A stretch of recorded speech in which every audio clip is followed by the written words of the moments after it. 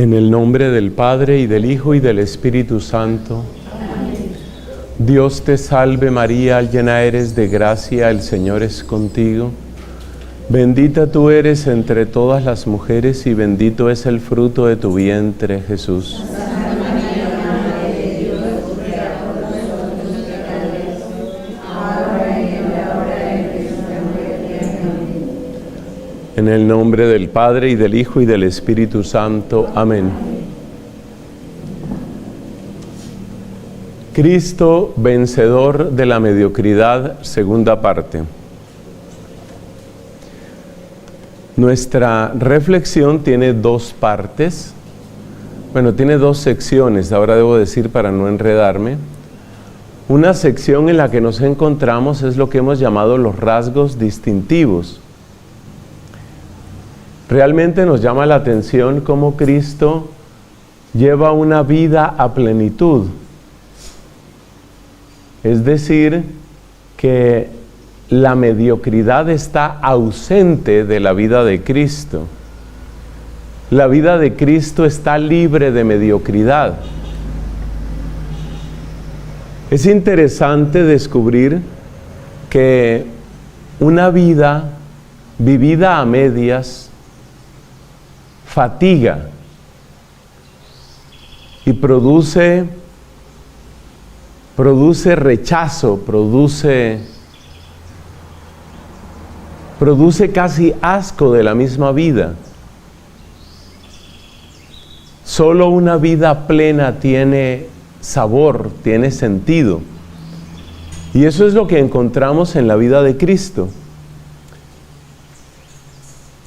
Queremos mencionar unos 7 rasgos que nos muestran en Cristo esa vida plena, libre de mediocridad. Y repasemos brevemente lo que hemos dicho. Cristo tiene una meta clara. No sirve a dos señores. Una raíz muy profunda de la mediocridad está en eso. Como que uno no está plenamente convencido. Imagínese una persona que está casada pero está recordando el novio que tuvo. Esa persona queda medio casada y empieza a tener fastidio de su vida, fastidio de su matrimonio, fastidio de todo, porque está casada y no casada. En cambio, si una persona se siente enteramente esposa, enteramente mamá, entonces hunde el acelerador y quiere ser plenamente lo que es.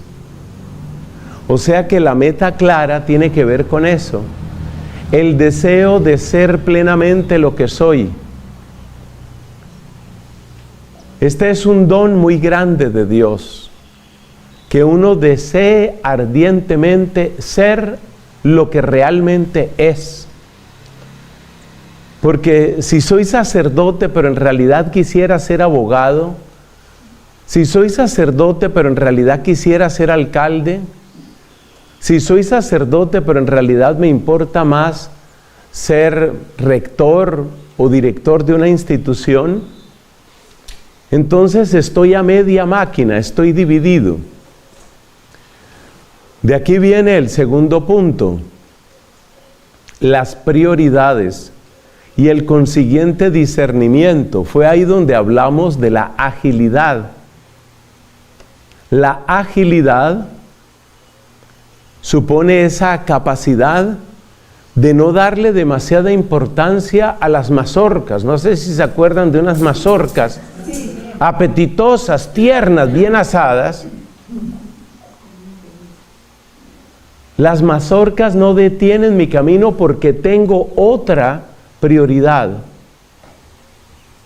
Y ahí también recordábamos la frase de San Juan de la Cruz sobre las flores y las fieras. Las flores no me van a detener, es decir, las cosas atractivas. Que la congregación me pone a hacer una carrera, una licencia. Sí, está bien. Y el día del grado se disfruta. Pero esa flor no me va a distraer. Hay quien se distrae con esa flor. Y entonces cuando le llega su grado, en vez de seguir hacia donde iba, ahora toma otro camino. La flor lo distrajo. Es algo que nos puede suceder también a nosotros. Entonces, está ese peligro y está también el peligro de las fieras, los peligros, las amenazas. Las prioridades son las que nos permiten recuperar la agilidad. Esa palabra que creo que tiene mucho sentido en nuestra vida cristiana, en nuestra vida consagrada. Luego hemos hablado, este tema es un poco más difícil de explicar. Yo solo le pido a Dios que yo pueda hacerme entender de la decepción radical y la confianza fundamental. La decepción radical es la conciencia de que el ser humano es barro. Muchos de nosotros hemos tenido gran amor por nuestra familia, pero también nos hemos llevado serias decepciones de nuestra familia. Y esto es importante. La decepción fundamental es el remedio para las decepciones parciales. Cuando uno no ha pasado por la decepción fundamental, uno sigue tratando de agarrarse de personas, mis hermanos, mi papá, mis amigos, mis amiguis. Uno trata de agarrarse de personas. Es ahí donde está la justa explicación sobre el tema de los apegos. Ahí hemos encontrado por fin una definición de apego. Seguramente usted, lo mismo que yo, habrá sufrido al darse cuenta que no es fácil definir qué es un apego. Porque al fin y al cabo se supone que uno es una persona que tiene afectos, tiene amigos, amigas. Entonces, ¿qué es un apego? Pues un apego es un exceso de expectativas sobre un ser humano. Ese es un apego. Lo grave del apego no es el afecto. El problema no es el afecto. Porque nosotros somos llamados a amar. Entonces, el problema del apego, ¿cuál es? Que hay un exceso de expectativa. Ese exceso de expectativa muchas veces conduce a lo que ya mencionábamos en otra charla. Deseo de exclusividad y de posesividad. Yo trato de adueñarme de la persona. ¿Por qué? Porque tengo una expectativa demasiado elevada sobre esa relación. Entonces, el exceso de expectativa en un afecto, ese es un apego. Si yo fuera usted, yo escribía esa definición porque no la va a encontrar en otra parte. Entonces, ¿qué es llevar una vida desapegada? Que es una vida, que es lo mismo que una vida casta. Esa es la castidad. Y esto se entiende muchísimo mejor en el contexto de nuestra consagración religiosa, aunque las personas casadas también están llamadas a tener un cierto desapego y bueno, pero es mucho más fácil de entender todo esto si lo miramos en el caso de los consagrados. ¿Qué es llevar una vida libre, casta? Es llevar una vida sin apegos. ¿Y qué es llevar una vida sin apegos? Es una vida sin excesivas expectativas con respecto a nadie. Y como no hay excesiva expectativa, entonces no hay posesividad, no hay un deseo de exclusividad. Pero decíamos también que este modo de decepción radical con respecto a los seres humanos está unido a una confianza fundamental. Ese es el espíritu de las bienaventuranzas. Esas son las bienaventuranzas.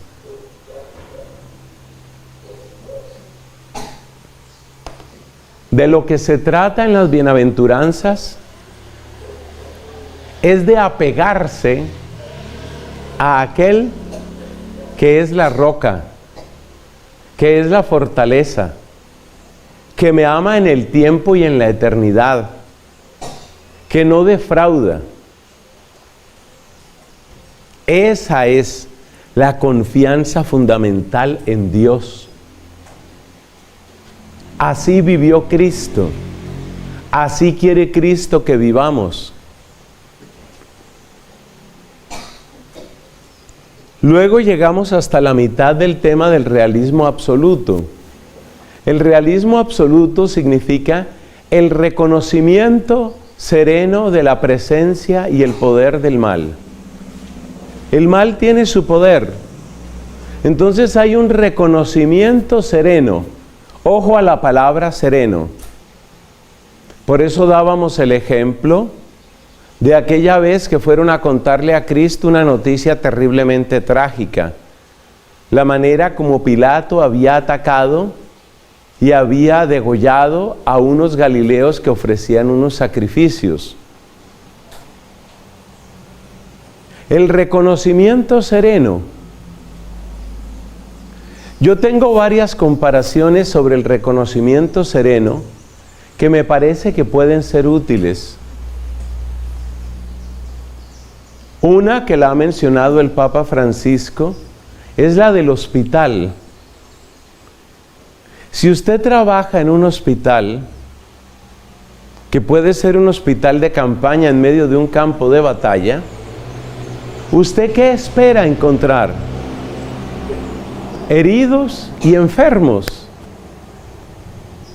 Ese es el reconocimiento sereno. Entonces hay una ilusión de la que uno tiene que librarse, y es la ilusión de que hay espacios libres de heridas y enfermedades. Este es uno de los golpes que uno sufre en su postulantado, noviciado o juniorado. Empezar a darse cuenta que con todos los hábitos, crucifijos, velos, procesiones y oraciones, debajo de todas esas ropas hay seres humanos con sus egoísmos, intrigas, venganzas, cansancios, mediocridades. Es darse cuenta uno de eso. Entonces se necesita el reconocimiento sereno de la presencia y de la acción del mal. Me llaman a trabajar en uno de los dicasterios. Acuérdese que la palabra congregaciones desaparece de la organización del Vaticano. Ahora todos son dicasterios en la nueva constitución para la curia romana. Me llaman a trabajar en un dicasterio. Voy a colaborar en el dicasterio para la familia, los laicos, no sé qué, supongamos. El día que yo esté empacando maleticas para irme a Roma, a ese dicasterio, tengo que saber que allá lo que voy a encontrar que es seres humanos que tendrán cansancios, egoísmos, mentiras, intrigas, envidias. No faltará el escándalo sexual, el problema afectivo, la infidelidad sacerdotal. Eso está ahí. Ese es el realismo absoluto. Usted se da cuenta que el realismo absoluto está muy cerca de esta decepción radical. Está muy cerca. Y eso evita el escándalo. Hay que tener una cierta serenidad y aprender a mirar la obra del mal con la serenidad de aquella parábola que recordábamos. Con grandes aspavientos vienen aquellos empleados a decirle al dueño del campo: ¿qué pasó? ¿Era mala la semilla? No, la semilla era buena. Algún enemigo lo ha hecho, ya está. Se reconoce la acción del mal y hasta ahí. Esa también es la manera correcta de tratar la interferencia del demonio. que en ocasiones se muestra más abiertamente que en otras. El estilo preferido del demonio es no mostrarse. Por eso la Biblia compara al demonio con una serpiente venenosa. Porque la serpiente tiene como estrategia el sigilo, la astucia, el no mostrarse hasta el momento del ataque. Pero hay ocasiones donde el demonio se muestra un poco más.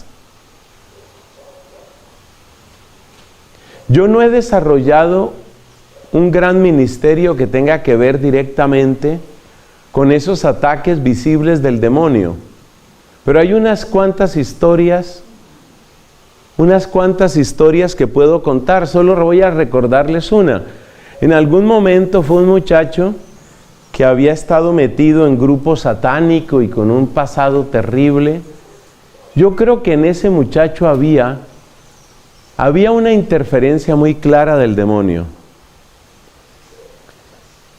Y entonces me mira y me dice: usted no puede nada contra mí. Me dice a mí en cuanto sacerdote, claro. Usted no puede nada contra mí. Dios en su bondad me concedió una gran serenidad en ese momento. Y entonces le respondí inmediatamente, como sin pensarlo, una respuesta que me puso el Espíritu Santo.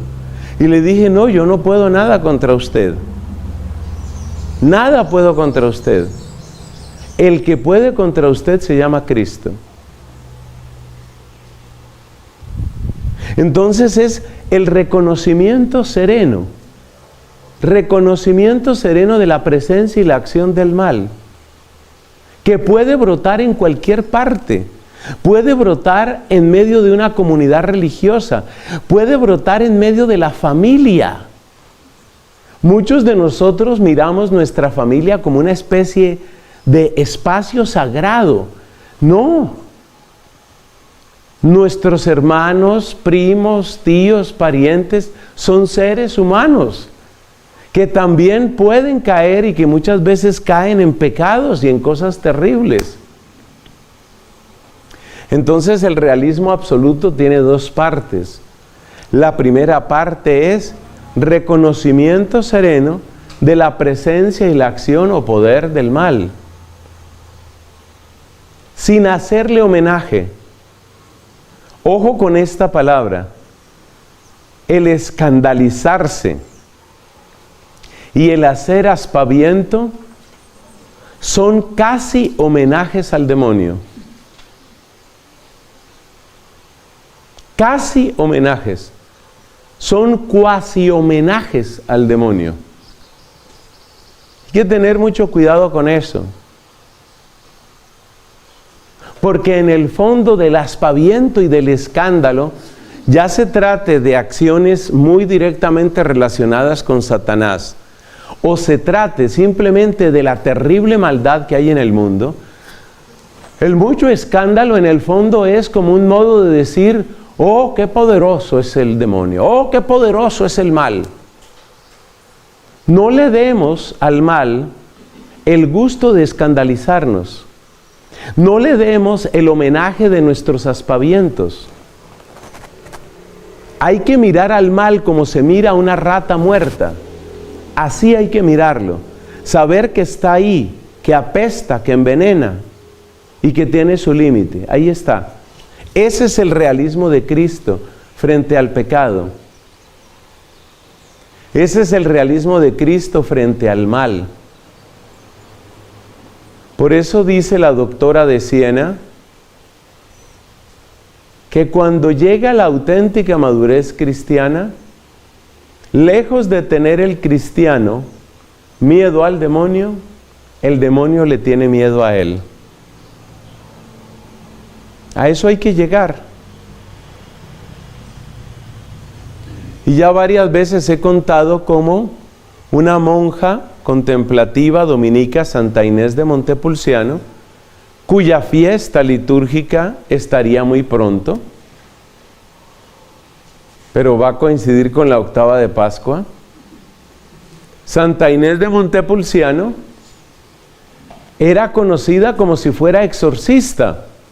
Por supuesto que ella no realizaba exorcismos en el sentido propio y técnico de la palabra, pero es que el demonio le tenía terror a ella. De modo que más de una persona fue liberada con el solo hecho de estar cerca de esta mujer, porque el demonio no soportaba la presencia de ella. Aquí conviene hacer, aunque no es nuestro tema principal, aquí conviene hacer una pequeña explicación sobre esa frase tan interesante y tan liberadora que tiene la carta de Santiago. Resistid al diablo y huirá de vosotros. Si usted lo analiza, es una frase un poco extraña, porque ¿cómo así que una criatura tan poderosa como es un ángel va a huir de nosotros, que por comparación somos mucho más débiles y mucho más pequeños? En la intensidad de la voluntad y en la altura de la inteligencia, los ángeles nos superan de una manera incomprensible. ¿Por qué el demonio se aparta de aquel que le resiste? Es decir, de aquella persona que más y más se adhiere a Cristo. ¿Por qué se aparta el demonio? Porque cada vez que un justo es atacado por el demonio y la persona se une más a Cristo y le da más homenaje a Cristo, esa es una humillación para el diablo. Y eso es lo que más le duele al orgullo del demonio. De manera que él volverá a atacar. Pero si por una segunda vez la persona se adhiere a Jesucristo con amor, con paz, con alegría, con generosidad, es un segundo latigazo sobre el orgullo del demonio. O sea que lo que hace que el demonio se aparte es el dolor de su orgullo vencido por alguien tan pequeño como nosotros. Por eso dicen los que realizan exorcismos, por eso dicen que el demonio tiene particular miedo, esa es la palabra, miedo, al nombre de María. Miedo, porque no hay derrota más grande de Satanás que la que tuvo frente a la Virgen María. Frente a la Virgen María.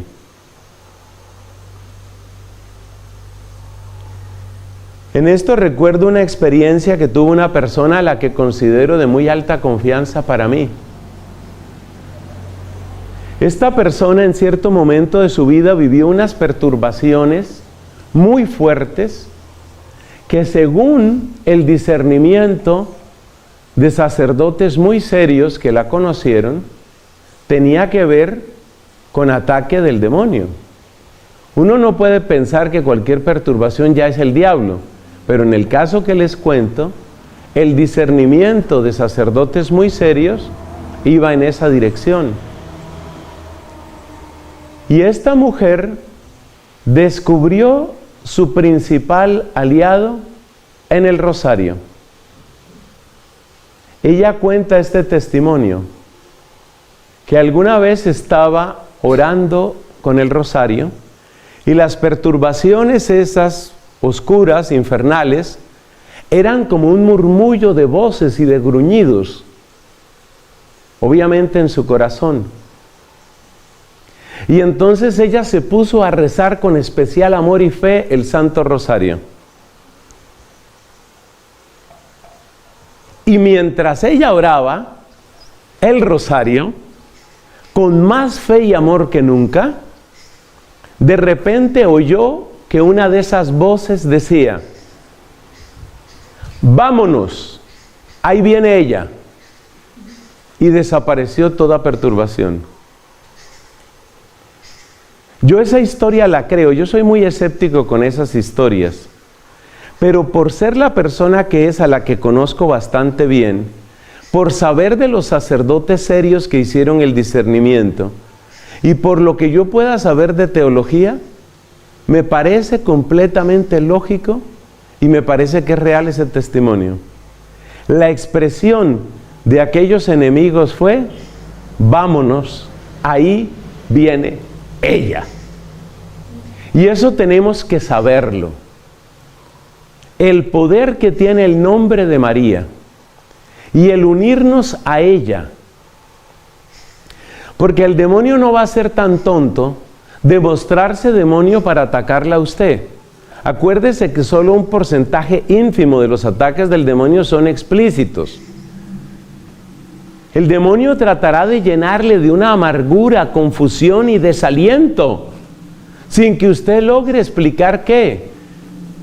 Y como serpiente que se mueve pero no se muestra, como gruñido que apenas perturba pero no se sabe de dónde viene, el demonio ataca. Pero nosotros, con gran sabiduría, debemos tener presente la fuerza que tiene la invocación del nombre de la Virgen. Porque hay terror en el infierno frente al nombre de María. Porque no hay derrota más grande que la derrota que sufrió el demonio frente a la Virgen Santísima. Cierro ese paréntesis, que creo que es una aclaración importante para mostrarnos el bien que hace. Por eso también dice el bien que hace María, y por eso lo que dicen tantos santos. Algunos han llegado a decir esta frase: es imposible que se pierda un devoto de María. Eso lo han dicho varios, entre otros Luis María Griñón de Montfort. Es imposible que se pierda un devoto de María. Cerramos ese paréntesis y pasamos a la segunda parte del realismo absoluto.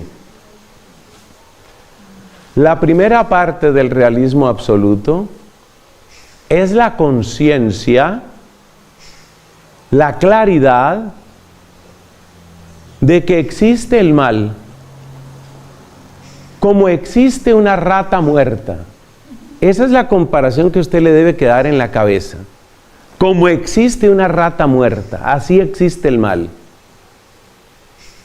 Y no le voy a dar el homenaje del escándalo, ni por guerras, ni por abortos, ni por blasfemias, ni por sacrilegios, ni por caídas de personas que yo decía imposible que esto haya sucedido. No le voy a dar homenaje al mal.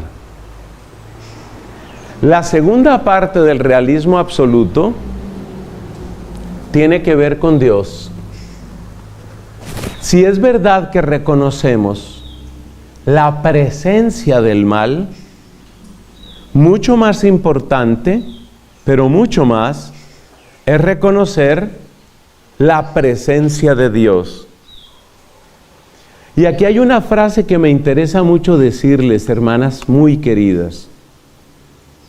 Esa frase es: no confundamos realismo con pesimismo.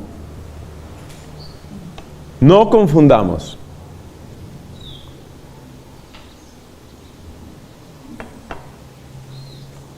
No confundamos realismo con pesimismo. Porque hay personas, y esta es una trampa psicológica cuando no es espiritual, hay personas que justifican su actitud melancólica, amarga y quejumbrosa diciendo: yo soy simplemente realista. Yo soy realista.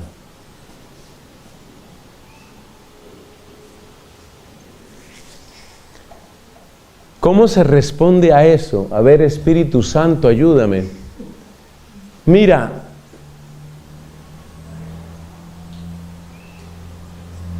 pensemos en este lugar donde estamos, un lugar que tiene mucha naturaleza.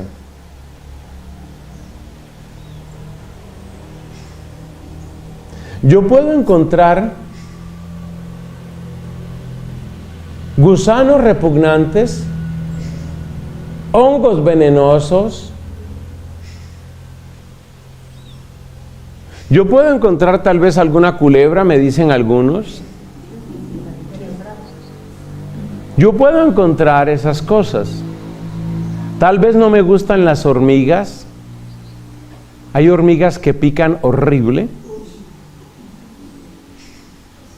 Entonces, supongamos que yo llego a esta finca, conocida internacionalmente como Villa Nazaret.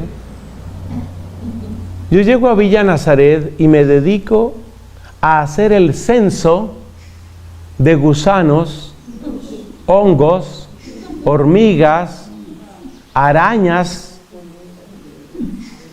¿Cuántos años necesitaría yo para contar todas las hormigas que hay en esta finca, todos los hongos peligrosos, todas las culebras, todos los gusanos repugnantes? Lo que quiero decir, yo creo que usted ya se imagina para dónde voy. Yo puedo dedicar el resto de mi vida a contar hormigas, escarabajos, gusanos, o sea, todos esos animales que a la mayor parte de la gente no le gustan. Yo sé que hay unos seres humanos que se llaman entomólogos, que tienen un interés y una fascinación por los insectos. La mayor parte de nosotros no tenemos alma de entomólogo. Entonces, yo puedo dedicar toda mi vida, si mi vida va a ser de 60, de 70, de 80 o de 90 años, yo puedo dedicar 90 años a revisar cuidadosamente cada planta hasta encontrar, veo que esta también tiene un gusanito y apunto un gusano, hoy encontré un gusano. Yo puedo dedicar toda mi vida a contar gusanos y arañas. O puedo también dedicar toda mi vida a tomar las más bellas flores e inmortalizarlas en preciosas fotografías. O sea que yo puedo dedicar toda mi vida o a los gusanos o a las flores. Yo puedo entregarle 50 años a los gusanos, las hormigas y las sabandijas que encuentre por ahí, o puedo dedicar 50 años a las flores, los atardeceres, las hojas preciosas. Y entonces tomemos dos personas. A uno lo vamos a llamar Paco y al otro lo vamos a llamar Pepe. Y resulta que Paco lleva 40 años encontrando gusanos. 40 años encontrando gusanos en todas partes. Tiene una práctica increíble. Ya sabe qué piedra levantar, ahí está el gusano. Paco lleva 40 años encontrando gusanos. Pepe lleva 40 años extasiado por la belleza de los árboles, las flores, las hojas, el cielo. Ahora entrevistemos a Paco y a Pepe. Entrevistamos a Paco. ¿Qué opinas del lugar internacionalmente conocido como Villa Nazaret?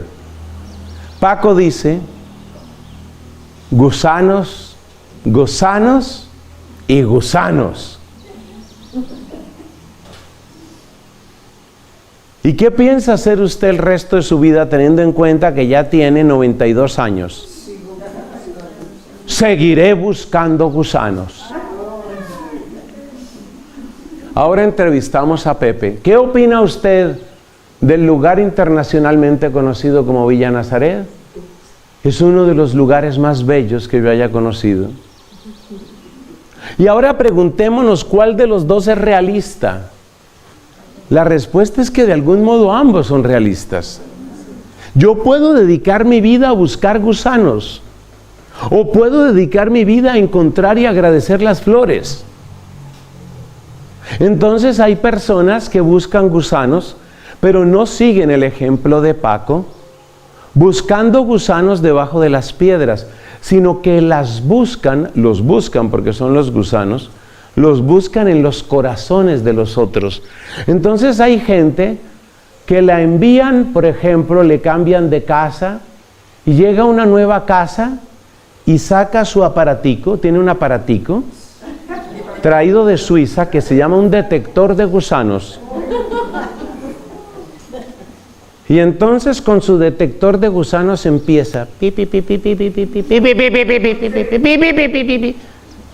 ¿Qué está haciendo con el pipi, pipi, pipi? Detectando gusanos. Y por consiguiente, ¿qué encontrará esa persona con su detector de gusanos importado directamente de Lucerna, Suiza? Encontrará gusanos. Y el día que se muera dirá, puerca vida llena de gusanos.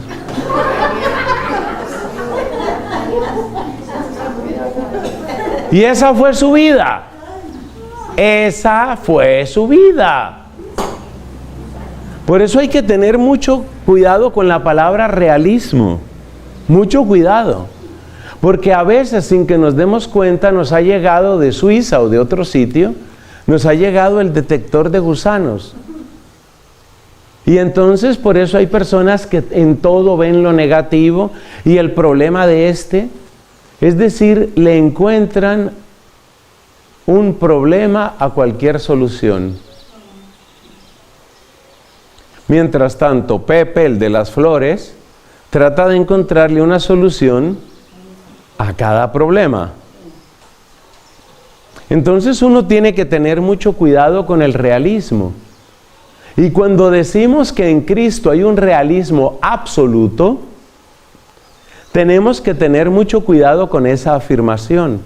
Porque el realismo absoluto de Cristo no quiere decir que Él se quede solo en las ratas muertas. Por supuesto que hay cosas muertas. Y Cristo sabe que hay cosas muertas, pero no se queda ahí. Y tal vez el pasaje más bello que salió no hace mucho en la liturgia y que nos muestra este aspecto del corazón de Jesús, alabado sea su nombre, es el pasaje de la mujer adúltera. Observa la actitud de los que querían apedrear a la mujer. Es la actitud del aspaviento. ¡Oh! Adúltera, adúltera. Como quien dice, hemos pillado un pez gordo, gordo. No solo eso, adulterio en el acto mismo.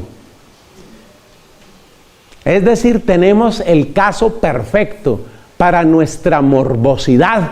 Tenemos el caso perfecto para gozarnos reventando a piedra a la adúltera. Ese es el aspaviento, ese es el homenaje al mal. ¿Cristo niega que ella haya pecado? No. De hecho le dice, no peques más. Esa es toda la mención que hace Cristo del pecado de ella. Cristo trata al pecado como una rata muerta, la cual simplemente hay que sacar y botar a su propio sitio y se acabó. Ese es el modo correcto de confesarse. Ese es el mejor modo de confesarse. Saber que Cristo saca de mí lo que no soy yo. Lo que le está diciendo Cristo a esa mujer es, tú no eres tu pecado.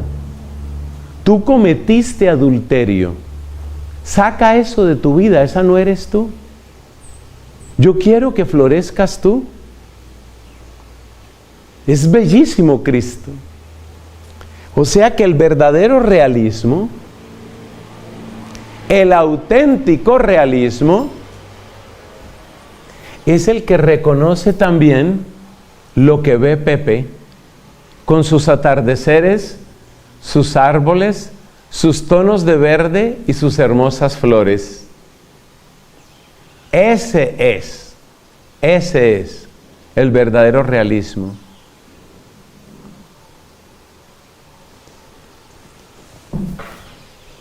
Y así llegamos a un quinto punto. Nuestro quinto punto, que va a sonar demasiado dulce después de todo lo que hemos dicho, es una mirada enamorada. Una mirada simbólica, una mirada enamorada. Vamos a tratar de explicar eso. ¿Qué queremos decir con esto de la mirada enamorada?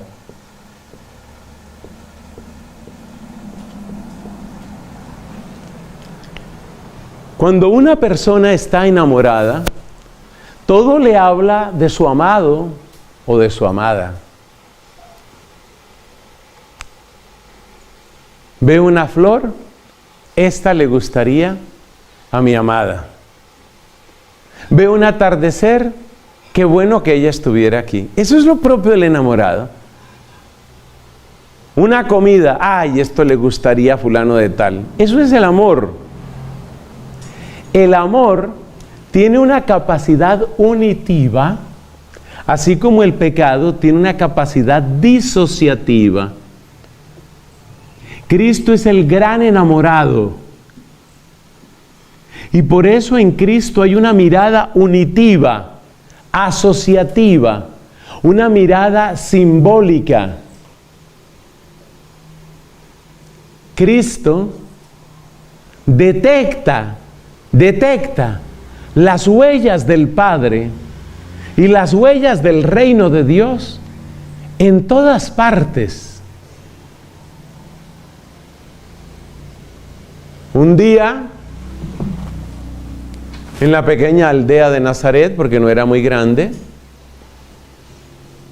un día en la pequeña aldea de Nazaret se oyen unas exclamaciones de júbilo. Es una señora que desde la puerta de su casa hace escándalo, pero es un escándalo de gozo, y empieza a llamar a las vecinas y a las amigas. ¿Por qué hace escándalo la señora? Porque encontró la moneda. Una moneda, ¿cuánto valía una moneda? Una moneda podía valer muchísimo. Una moneda podía valer muchísimo, sobre todo una moneda de plata, una moneda de oro. Y para una persona de Nazaret, una moneda de oro podía ser el futuro. Claro, es que cuando uno oye una moneda, uno no se imagina lo que es una moneda en aquel tiempo. Entonces esta señora llama, y tal vez María fue también, a unirse a la alegría de aquella vecina que estaba barriendo, y ella cuenta y vuelve y cuenta. Cuando una persona está contenta, vuelve y cuenta lo mismo. Y vuelve y dice lo mismo que cuando una persona está triste, vuelve y cuenta lo mismo. Entonces la señora ya ha contado 4 veces cómo se puso a barrer, y a barrer, y a barrer, y al fin encontré la bendita moneda que se había metido en el último rincón, y llega otra vecina y ella vuelve y empieza la historia.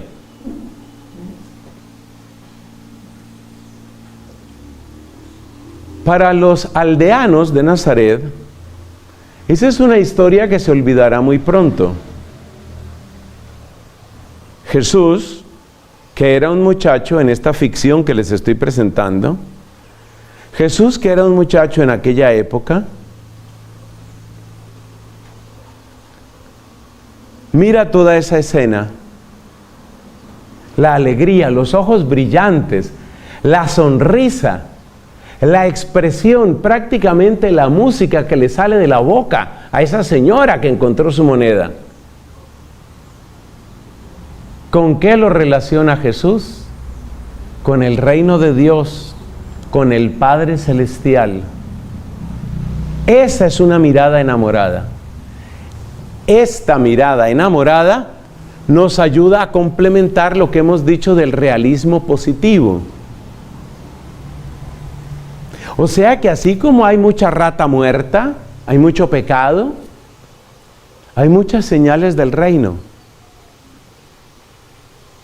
Si usted me pregunta a mí, que puede ser una pregunta muy interesante, si usted me pregunta a mí, ¿Cuál de esas dos visiones parece que gana? Es indudable la respuesta, la visión positiva. Hay una parábola que lo dice expresamente. Bueno, varias, pero es que hay una que es indudable. ¿Cuál es? Se encuentra únicamente en el Evangelio de Marcos. ¿Qué dice esa parábola que está únicamente en el Evangelio de Marcos? Procure no equivocarse para no entristecerme el día, por favor.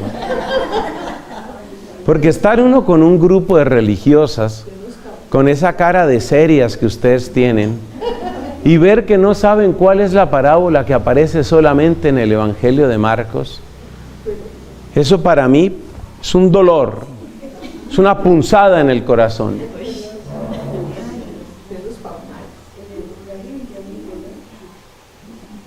Bueno, para que no pasemos vergüenzas, la parábola que se encuentra solamente en el Evangelio de Marcos es la parábola de la semilla que crece por sí sola. Siembra el sembrador su semilla y se va a dormir. Y sin que él se dé cuenta, por sí sola, la semilla, la tierra, va produciendo la espiga y el fruto. Es decir, que Cristo es realista con respecto a la maldad que hay en el mundo. Pero Cristo sabe que no hay un empate técnico, me gusta esa expresión. No hay un empate técnico entre el bien y el mal, como para que se diga no sabemos al fin quién va a ganar. Para Cristo es claro. El reino es de Dios. Dios es el que reina, punto. Por consiguiente, no hay empate técnico. La mirada de Cristo es la mirada enamorada. Y esa mirada enamorada le permite reconocer la llegada del reino. Por eso, cuando aquella mujer encontró la moneda, Cristo guardó en el tesoro de su corazón sagrado esa imagen. Y un día dijo, el reino de Dios se parece a una señora que había perdido una moneda y barrió cuidadosamente la casa y encontró la moneda. O sea que Cristo, óigame esto tan lindo, Cristo veía algo del rostro de Papá Dios en esa mujer. Es decir, en los ojos jubilosos de ella, en su boca sonriente, en todos los gestos que hacía, Cristo veía a Papá Dios. Esa mujer fue una imagen de Papá Dios para Cristo. Y así era Cristo con todo. Cristo veía la imagen de Papá Dios en distintas cosas. A veces las más sencillas. Por allá otra vecina de Nazaret estaba preparando la masa del pan. Jesús era un niño pequeño, curioso, que no permanecía en casa porque nadie permanecía en casa. Tengan en cuenta que en esas casas de Nazaret no eran para vivir, eran para cocinar, comer tal vez y dormir. Ahí no se vivía en esas casas. Eran casas muy pequeñas, medio excavadas en la roca. Entonces, ¿dónde vivía la gente? En la calle y visitando y haciendo, subiendo, bajando, los niños jugando, los otros trabajando. Entonces Jesús va, niño Jesús, se le escapa a la mamá, va por allá a otra casa y ve a una señora que está mezclando. Y de repente la señora saca por allá de un potecito, palabra muy importante en Colombia, un potecito, saca un poquito de algo y Jesús le pregunta, ¿qué sacas ahí? Es la levadura, le dice ella, es la levadura. ¿La levadura? ¿Para qué? No te lo voy a decir, tú solo mira lo que yo estoy haciendo. Y la señora mezcla y mezcla y mezcla. Y Jesús ve que la levadura desaparece ahí en la masa. Y le pregunta a Jesús, ¿y dónde quedó la levadura? No seas impaciente, niño, le responde la señora.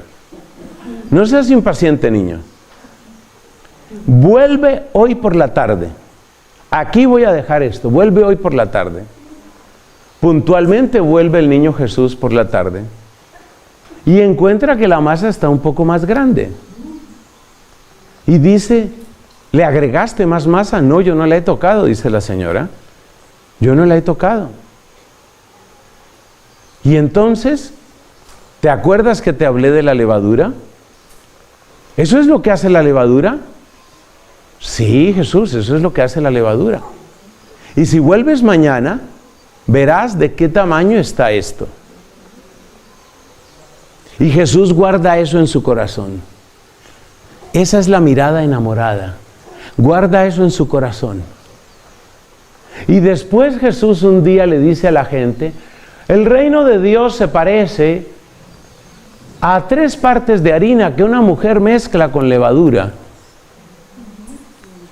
Jesús había visto el reino de Dios creciendo en las manos de esa buena mujer que movía la masa y que mezclaba del potecito la levadura. Y en la cabeza de nuestro Señor Jesucristo, Él pensaba, esa levadura soy yo. Esa levadura es la palabra. Esa levadura es como el reino de Dios. Esa es la mirada enamorada. Así mira a Cristo.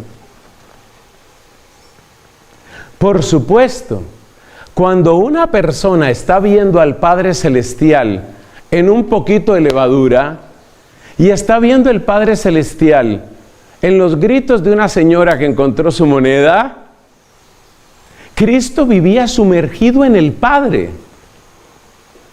Y ahora te hago yo la pregunta obvia. ¿Será que puede ser mediocre un corazón que vive así? ¿Un corazón que vive así rodeado de ese amor y de ese fuego? ¿Por qué Cristo contaba sus parábolas? Porque Cristo quería que sus oyentes, que somos nosotros, que sus oyentes aprendiéramos a ver el mundo así.